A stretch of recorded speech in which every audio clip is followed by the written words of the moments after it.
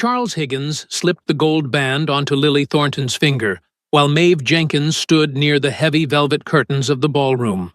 She watched his long fingers, the same hands that had held hers in the garden 3 weeks ago, slide the diamond into place without a single glance in her direction. The crowd of 300 people erupted into applause, their voices filling the large mansion in the heart of Charleston. Maeve placed her untouched wine glass on a passing silver tray, turned her back on the celebration, and walked toward the exit doors. She did not allow her shoulders to drop, and she did not look back even when she heard Richard Higgins release a loud laugh of satisfaction. It took exactly 3 seconds for her to realize that her 2 years with Charles had been a carefully constructed play. The heavy air of the July night hit her the moment she stepped past the grand portico of the estate. Charleston in the summer was thick with the scent of tidal mud harbor salt and the promise of rain before the arrival of morning. She walked down the stone steps past the rows of polished carriages and coachmen who paid no attention to a single woman leaving the party early. She had dismissed her own driver hours ago because Charles had promised to escort her back to her small house on King Street. The memory of his easy promise made her throat tighten, but she refused to let the feeling slow her steps. She moved past the iron gates and onto the open pavement, her slippers clicking against the stones as she put distance between herself and the orchestra music. She was 3 blocks away from the Higgins estate when she noticed the man waiting near the iron railing of an empty townhouse. He did not move as she approached, standing with a stillness that felt entirely unusual in the heavy summer heat. As she passed under the dim light of a street lamp, the man moved deliberately, lifting his black hat from his head. Maeve stopped short, her breath catching as the light caught his features.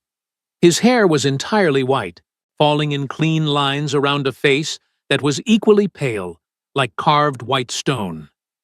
Despite his striking appearance, his clothes were plain black cloth, free of any wealth markers or family crests. He looked at her with gray eyes that seemed to catch every bit of the ambient light from the street. "You have an advantage over me, sir," Maeve said, keeping her voice steady, despite the strange chill that seemed to radiate from his direction. The white-haired man held his hat at his side and did not take a step toward her, respecting the distance between them. "Gideon Cross," he replied, speaking with a low, calm voice that lacked any desire to impress or intimidate. "We have not been formally introduced, though I sat at the far end of the table during the shipping dinner 6 weeks ago." Maeve studied his pale face, remembering the quiet observer who had spoken to no one but watched the entire room. "What do you want from me tonight, Mr. Cross?" she asked, adjusting her light cloak against the sudden damp breeze. "I am here to offer you a ride in my carriage, because the storm will be heavy when it arrives," Gideon said plainly. Maeve looked up at the darkening sky, where the clouds were turning the color of bruised iron. "I can manage the walk to King Street without assistance," she replied, turning her face back to him. Gideon did not press or move from his position against the iron railing. "My carriage is waiting at the corner of the next block, and I can take you to your door without any need for conversation, if that is what you prefer. I simply find it a waste to watch a woman with more intelligence than the entire ballroom walk into a summer downpour because of pride." "You were in the ballroom tonight?" Maeve asked, her voice dropping a fraction as she looked at him. "I was there," Gideon answered, his expression remaining perfectly still under his white hair. "I saw the way you stood for 3 seconds, looked at the ring, and decided that staying would cost you more than leaving." There was no pity in his voice, only the flat statement of a fact she could not deny. Maeve thought of her father, Thomas Jenkins, who used to tell her that refusing a useful tool just to prove a point was the foolish behavior of a proud mind. "Where is your carriage, Mr. Cross?" she asked, letting her hands fall to her sides as the first heavy drop of rain struck her shoulder. The carriage waiting at the corner was completely black, lacking the bright paint or family insignias common among the wealthy merchants of the city. Two large black horses stood before it, completely motionless through the rising wind, their dark coats gleaming under the street lamps. Gideon opened the door for her, his pale hand steady against the wood, and Maeve climbed inside without waiting for him to offer further explanations. The air inside the carriage was instantly cool, a sharp contrast to the suffocating heat of the Charleston streets outside. She sat back against the dark leather seat, folding her hands in her lap, as Gideon climbed in opposite her and closed the door. The carriage began to move immediately, the wheels turning smoothly as the rain began to hit the roof in earnest. "You may say whatever you are thinking about the events at the mansion," Maeve said, looking across at the white-haired man through the dim interior. "I had no intention of speaking about your personal affairs," Gideon replied, his gray eyes fixed on her face. "Most people feel a strong need to offer sympathy or commentary when they witness a public rejection," she noted. "I am not most people, Miss Jenkins," he said, his pale features remaining unreadable in the shadows. "You knew my name before you stopped me on the street tonight," she said. "I make it a habit to know the names of individuals who understand how to manage difficult situations." Gideon answered, his voice smooth and level. He looked out the small window for a brief second before turning his attention back to her. "Your father was Thomas Jenkins, the shipping merchant, who passed away 2 years ago and left his entire estate to you instead of his male cousins. You settled every single debt and closed the business without entering a courtroom, which is something most men with 40 years of experience cannot achieve." Maeve felt a cold prickle of curiosity replace her anger. "You have made a thorough study of my family history, Mr. Cross." "I study anyone I intend to do business with," he stated, his pale hands resting calmly on his knees. "I am no longer in the shipping trade," she said. "Not at present, but you understand the mechanics of contracts better than my current managers," Gideon explained. "I operate 3 separate offices along the northern coast, and my directors are excellent with numbers, but completely blind to the intentions of the people they deal with. I have lost 2 significant trade agreements this year because my staff cannot read a room before signing a document. You read that ballroom tonight perfectly. Choosing the exact moment to walk away when staying would have ruined your position. I am offering you a position to review my northern contracts, reporting directly to me with a salary equal to my top director." Maeve looked at the strange white-haired man as the rain hammered the carriage roof, and for the first time in weeks, she felt a door open. Maeve sat in the silence of the moving carriage, the cool air carrying a faint scent of pine and rain-washed stone that seemed to belong to a completely different climate. She studied Gideon Cross, noting that his breath did not mist against the cold glass of the window, and his white skin seemed completely unaffected by the dampness of the night. "If I accept this position, Mr. Cross, I will require the terms to be delivered in writing before tomorrow evening," she stated, her voice cutting through the steady sound of the storm outside. "I expect full access to the original trade agreements, and my findings will go directly to you without any interference from your office directors." Gideon nodded once, a brief and sharp movement that signaled his agreement without the need for unnecessary negotiation. "Every term will be documented precisely as you have stated, and you will answer to no one but me during your time in my employ," he replied, his low voice carrying a weight that made her believe him. The carriage slowed to a smooth halt in front of her small house on King Street, the yellow light from her porch lamp reflecting off the wet pavement. Before she could reach for the brass door handle, Gideon spoke again, his gray eyes fixed on her. "Charles Higgins acted like a fool tonight," he said quietly. "Fools always discover their mistakes when it is far too late to fix them. My father always told me that the worst mistake a man can make is to assume a woman has reached her limit, when she is simply being patient," Maeve said, turning her face to look at him one last time. She pushed the carriage door open, stepped into the pouring rain, and walked up her porch steps, without waiting to see his reaction. Inside her quiet hallway, she did not shed a single tear or allow herself to pace the floor in anger. She walked straight to her father's old walnut writing desk, where his commercial ledgers were still stacked neatly in the corner. She pulled a fresh sheet of paper from the drawer, dipped her steel pen into the black ink, and wrote Gideon's name at the very top of the blank page. She recorded every detail of their conversation under his name, listing the northern offices, the salary terms, and the specific conditions she had demanded inside the carriage. Her father had trained her to record facts, first analyze the situation second, and make her final decision only when the emotional weight of an event had settled. Below the terms, she wrote a single sentence to guide her choices over the coming days. Make sure this path is a door to something new, not just a window to watch the past.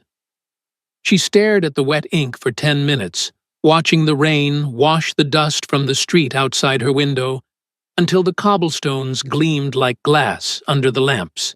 She sent her formal acceptance letter on Thursday morning, keeping the message down to 7 short lines that confirmed her arrival at his Charleston office on Monday morning at 8 o'clock.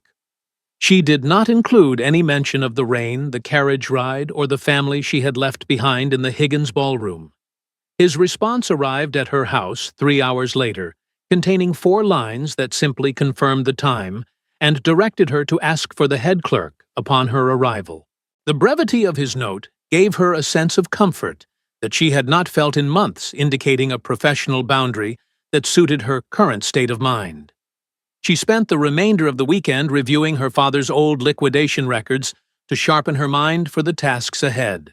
She arrived at the offices of Cross Trading at 15 minutes before 8 o'clock on Monday morning, wearing a plain gray walking dress that lacked any ornament.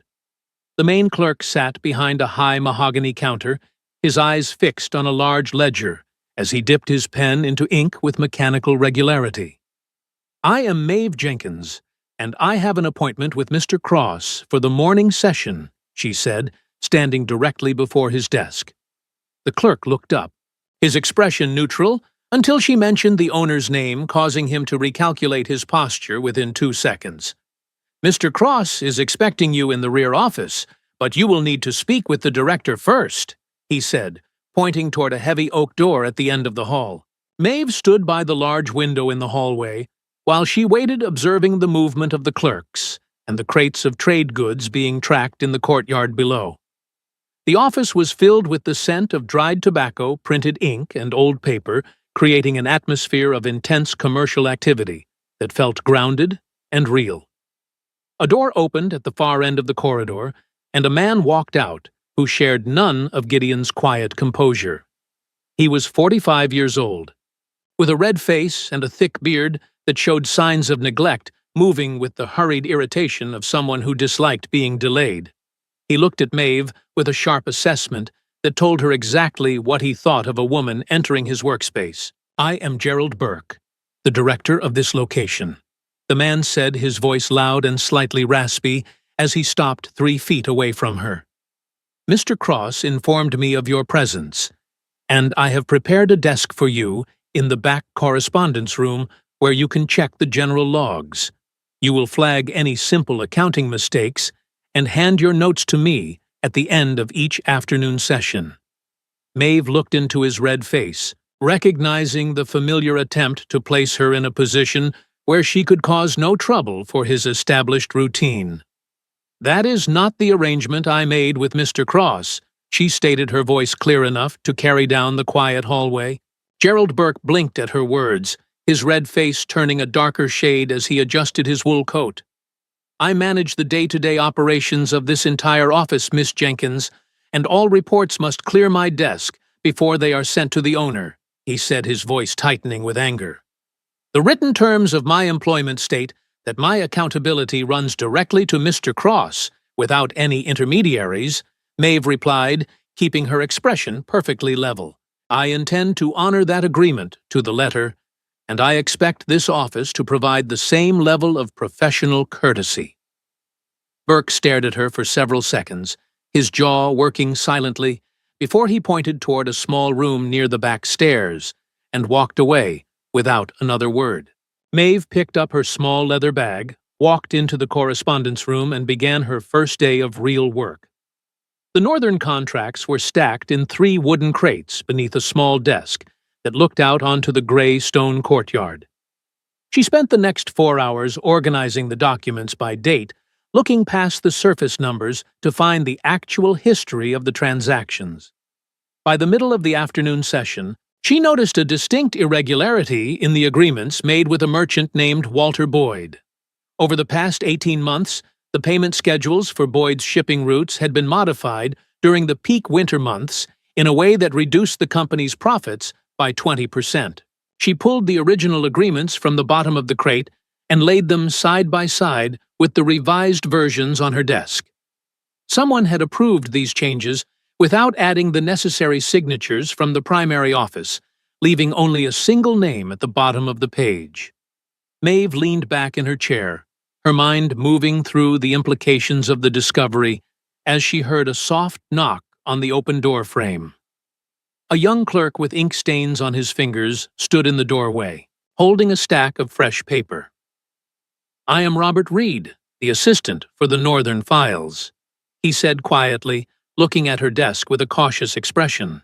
"Come in." "Mr. Reed," Maeve said, turning the 2 contracts so he could see the signatures at the bottom of the paper. "Can you tell me who authorized these specific changes for the winter routes?" "With Walter Boyd." Robert Reed looked at the documents, his face turning pale as he stepped further into the small room and glanced back toward the hallway. "Mr. Burke handled those negotiations during his private trips to the northern ports." "Last winter," the young man whispered, his hands tightening around his papers. "I am not supposed to discuss the director's private accounts with anyone outside his office. You have answered my question sufficiently. Mr. Reed and I appreciate your assistance with these files," Maeve said, offering him a brief nod of reassurance. The young clerk left the room quickly, leaving her alone with the evidence she had gathered in less than 6 hours of concentrated study. She spent the next 2 hours drafting a 3-page summary of her findings, focusing entirely on the dates, the signature lines, and the specific loss of revenue. She was sealing the document with red wax when the door opened and Gideon Cross entered the room, his white hair catching the faint light of the late afternoon. He looked at the neat rows of contracts on her desk, the open ledger, and the sealed envelope she held in her hand. "You were directed to begin with the general flagging list." Gideon noted his pale face, showing no sign of surprise as he stopped near her chair. The general list was insufficient because it treated every irregularity as a simple mistake rather than a conscious choice. Maeve explained, passing the sealed summary across the wood. "Mr. Burke approved these contract modifications without your signature, resulting in a significant loss for cross-trading over the past 18 months. Gideon took the paper, broke the wax with his pale thumb, and read the pages in absolute silence. Maeve watched his gray eyes move across her handwriting, noting that his expression did not alter by a fraction as he processed the information. He set the 3 pages down on the corner of the desk, his white skin looking stark against the dark mahogany wood. "You discovered this pattern during your first afternoon session," he noted, his low voice dropping to a level that made the room feel smaller. "The pattern was not difficult to find once I matched the delivery dates against the actual bank deposits," Maeve answered, looking up at him without blinking. "Gerald Burke has managed this specific location for 9 years, and he has a private relationship with Walter Boyd that extends beyond these files. I am aware of his association with Boyd," Gideon said, his white hair reflecting the shadows of the room as the sun began to set behind the brick walls of the courtyard. "I needed someone who could document the connection with enough precision to satisfy our legal counsel before I made a move to remove him. You will need the original shipping manifests from the director's private office to confirm the exact delivery dates against the altered payment sheets," Maeve stated, her tone entirely businesslike. "I will have those documents on your desk before 8 o'clock tomorrow morning," Gideon replied, picking up her summary and turning toward the door. She was gathering her cloak from the back of the chair when Gerald Burke appeared in the doorway, his red face damp with sweat as he blocked her exit. "You have been very busy today, Miss Jenkins, but you must understand that this business relies on long-term relationships that cannot be understood in a single afternoon," he said, his voice containing a low warning. "I understand that contracts must be honored as they are written." Mr. Burke Maeve replied, stepping forward until she was inches away from him.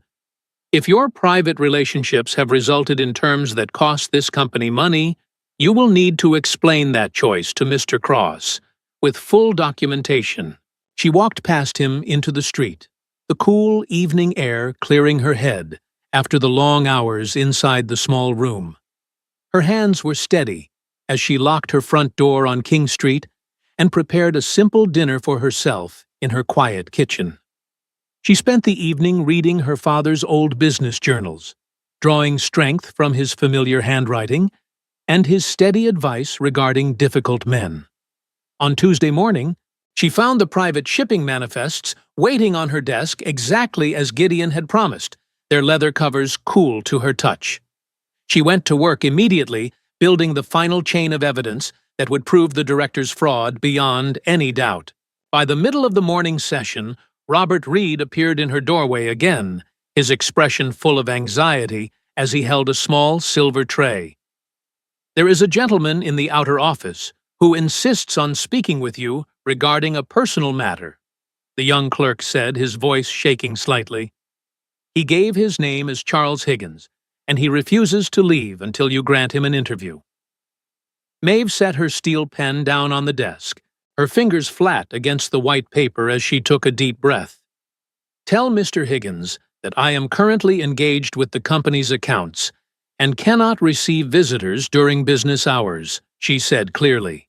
Before Robert Reed could leave the room, Charles Higgins stepped past him into the office, his expensive wool coat looking out of place among the wooden crates and paper stacks. "Maeve, please give me 5 minutes of your time to explain what occurred at the ballroom," he said, his handsome face full of an expression that looked like regret. "Leave us, Mr. Reed," Maeve said, keeping her eyes fixed on Charles until the young clerk closed the door behind him. "This is a place of business, Mr. Higgins, and your presence here is entirely inappropriate given our current lack of any social connection. Maeve, the arrangement with Lily Thornton was my father's decision to settle our family's commercial debts with her father, Charles," said, taking a step toward her desk with his hands extended. "I never intended for you to discover the matter in such a public fashion, and I wanted to explain the necessity of the match before the news became common knowledge. You let me believe for 2 years that our future was secure while you were negotiating a marriage contract with another family," Maeve said, her voice dropping to a level that made him stop moving. "You treated me as a temporary convenience while you waited for a better financial offer to appear. It was not a choice I made gladly." Charles muttered, his eyes dropping to the contracts spread across her desk. "You look different today, Maeve. There is a coldness in your manner that I have never seen before. The woman you knew spent 2 years being patient, while you hid your true intentions behind easy promises." She answered, her voice completely devoid of emotion. "I am no longer that woman, and I have no desire to hear your explanations or your regrets. Goodbye, Charles."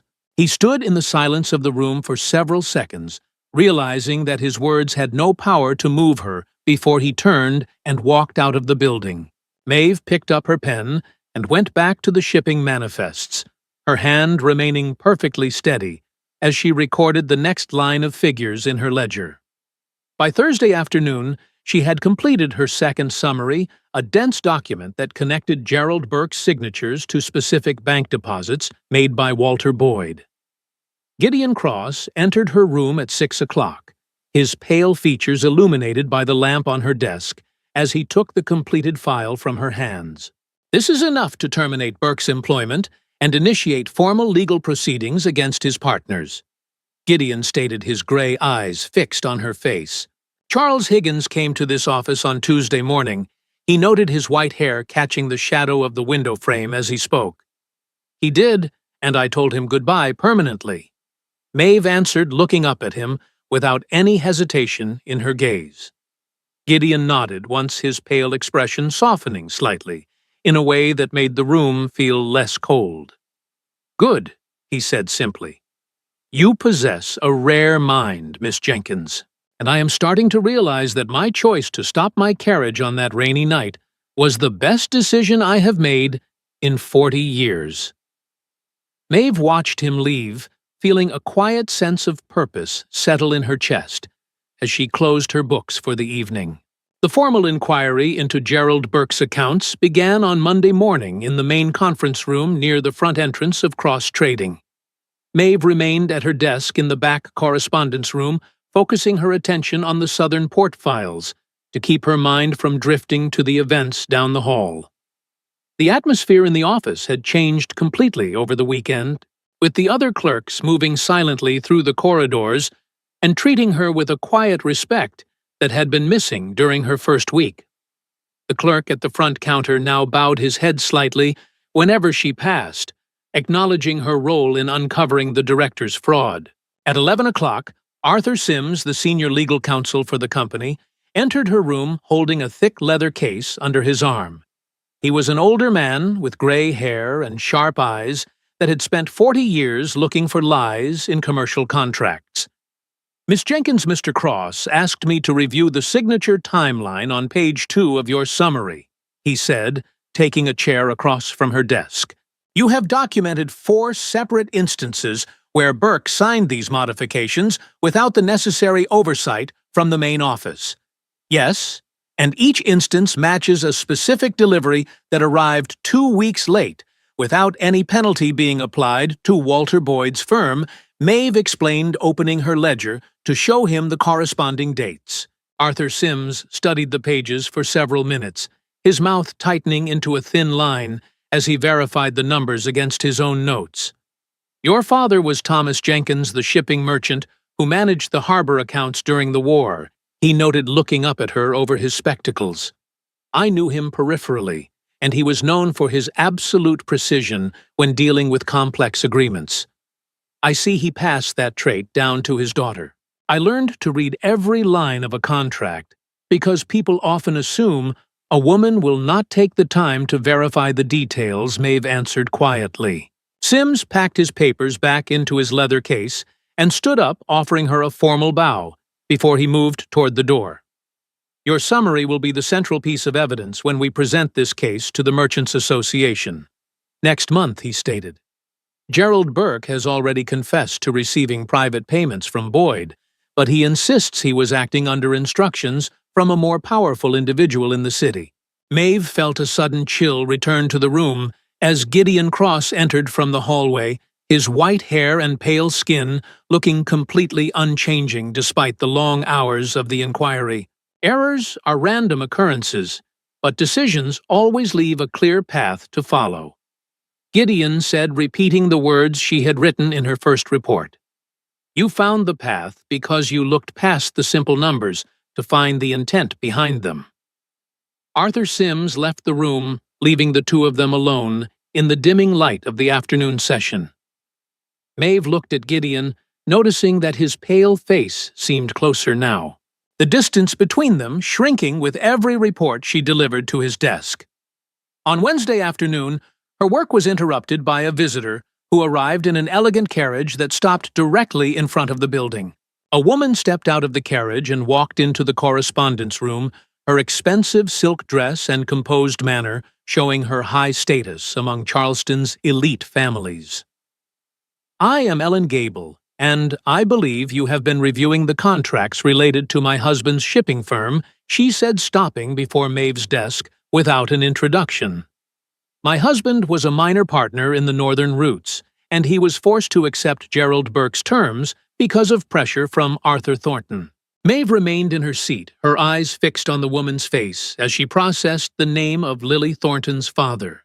"Arthur Thornton is the primary banker for the Higgins family, and he controls half the commercial loans in this city," Maeve noted, keeping her voice level. "Why are you bringing this information to me instead of going to the legal counsel or the authorities, because my husband is about to take the full blame for a fraud that was designed by Thornton to drain funds from cross-trading. Ellen Gable answered, producing a bundle of private letters from her silk bag. These documents contain the explicit instructions Thornton sent to Burke over the past 18 months, proving his involvement in the contract modifications. Maeve took the letters, her fingers tracking the familiar signature of the man who had just brokered the marriage between his daughter and Charles Higgins. If I hand these papers to Mr. Cross, your husband will still face legal consequences for his participation in the scheme, she warned. My husband will accept his share of the responsibility, but I will not allow Arthur Thornton to remain silent while smaller men are ruined by his choices, Ellen Gable stated, her jaw tightening with determination. She turned and left the room, her silk dress rustling against the stone floor as she returned to her carriage. Maeve spent the next 3 hours drafting her third summary incorporating Thornton's private letters into the existing timeline of the fraud.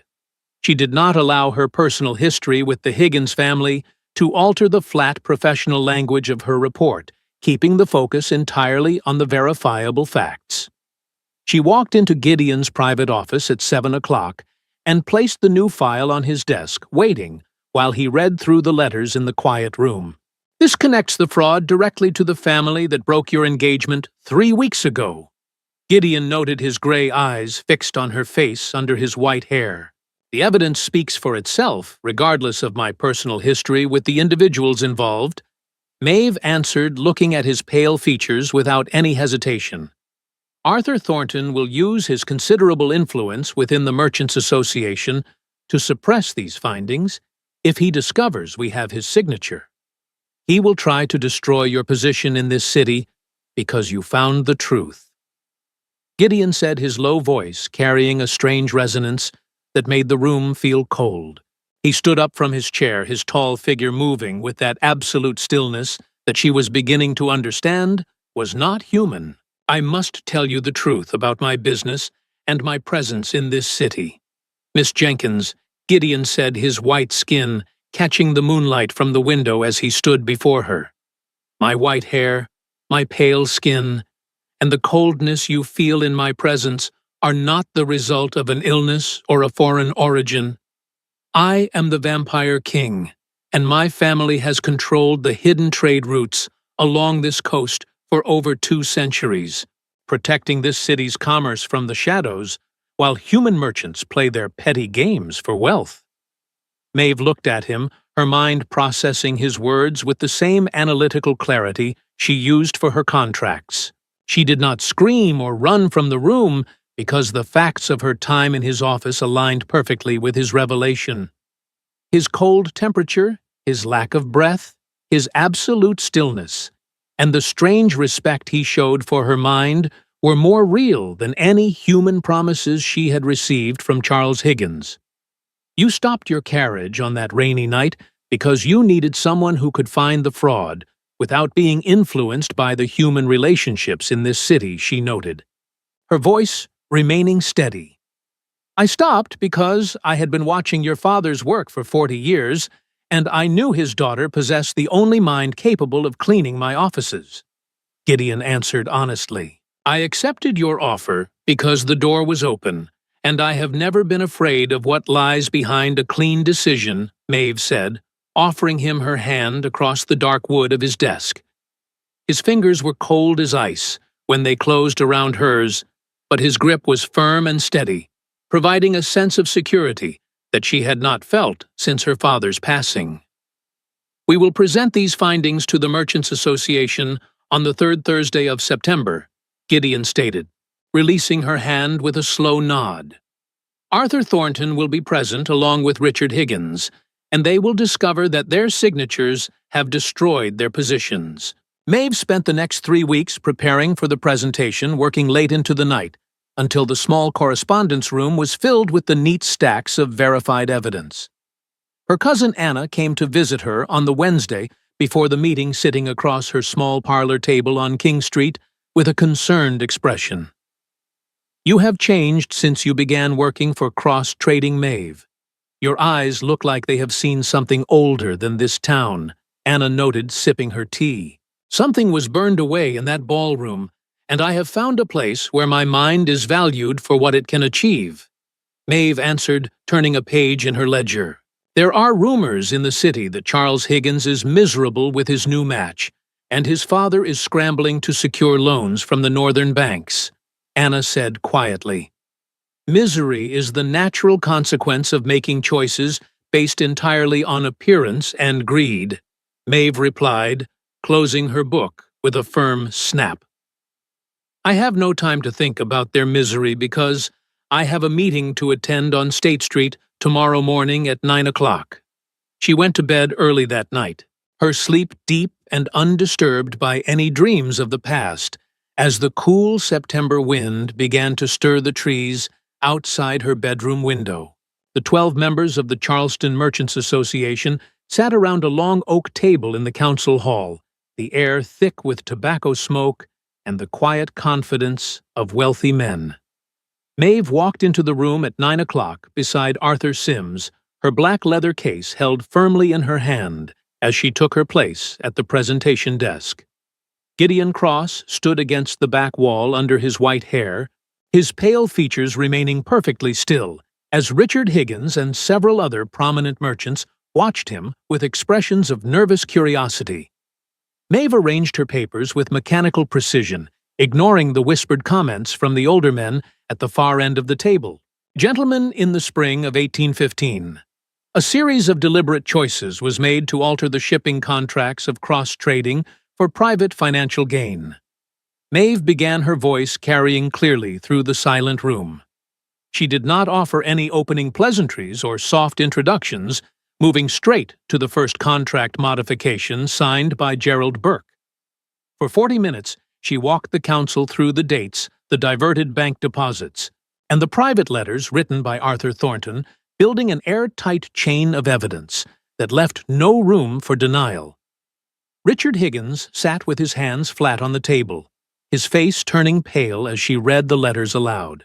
This evidence is based on documents produced by individuals who are themselves implicated in these proceedings, a younger merchant noted from the center of the table, his tone aggressive as he tried to defend Thornton's interests.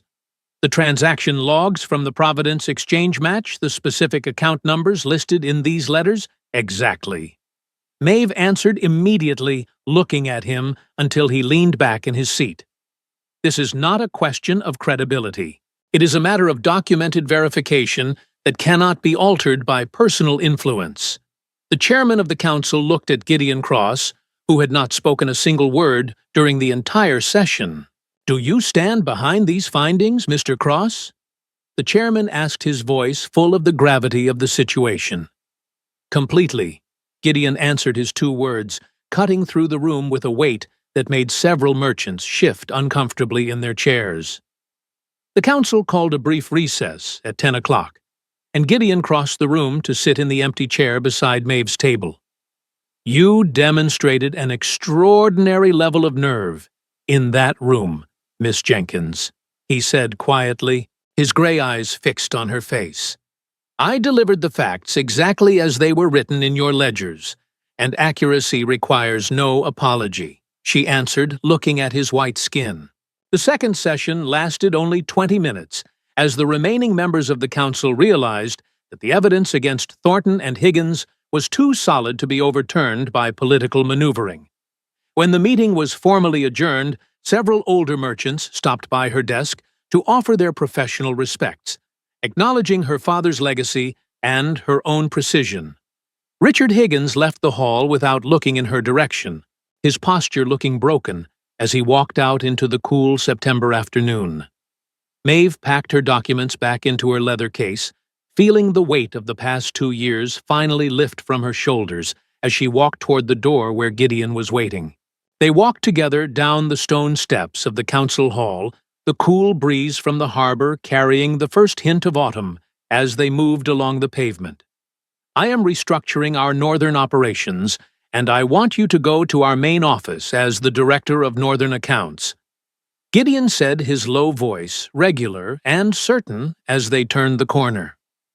"The title can be whatever suits the work, but I need the only person I trust completely to hold the line against those merchants. I accept the position under the same terms we established during our first carriage ride," Maeve answered, looking up at his pale face under his white hair. "There is another matter that requires your consideration, Miss Jenkins." Gideon continued, stopping near the quiet iron gates of a small garden. "I am not a man who moves quickly toward personal arrangements, but I have been paying attention to you since before the storm on King Street. Once your position in our northern offices is fully established on its own professional merits, I would like to know if you might be willing to consider an association that extends beyond our business contracts." Maeve looked into his gray eyes, recognizing the absolute honesty of his request, and the total absence of the manufactured charm she had experienced with Charles Higgins. "I would be willing to consider such an arrangement." "Mr. Cross?" she replied, her voice steady and true, as she took the arm he offered her. They walked back toward the office through the clean afternoon light, their steps matching perfectly as they discussed the upcoming changes to the shipping logs. 2 months later, the legal proceedings concluded with the complete removal of Gerald Burke from commercial practice and the restructuring of Arthur Thornton's banking house under court supervision. Charles Higgins left Charleston for an extended stay in the Northern Territories, his family's influence in the shipping trade completely finished. Maeve sat at her new desk in the Northern office on a quiet Thursday evening in November, a small fire crackling in the hearth, as the sound of the harbor came through the window. She pulled her father's old walnut ledger toward her, opening the last page to look at the notes she had written on the night her engagement had ended. Below her old handwriting, she dipped her pen into the black ink and added one final line to the record. He was right. The path was a door to a life that is entirely my own. She closed the ledger and placed it in the drawer, ready for the morning session and the future she had built with her own steady hands. Sitting in the quiet office with the letters from Gideon stacked neatly beside her lamp, she looked out at the dark water of the harbor, where the ships were preparing for their winter voyages. The choices she had made over the past months felt like solid stones beneath her feet, providing a foundation that did not depend on the whims or promises of men who only valued convenience. She understood now that her father's lessons had not been about managing lines in an old book. They were about maintaining her own worth when the world around her attempted to reduce her value.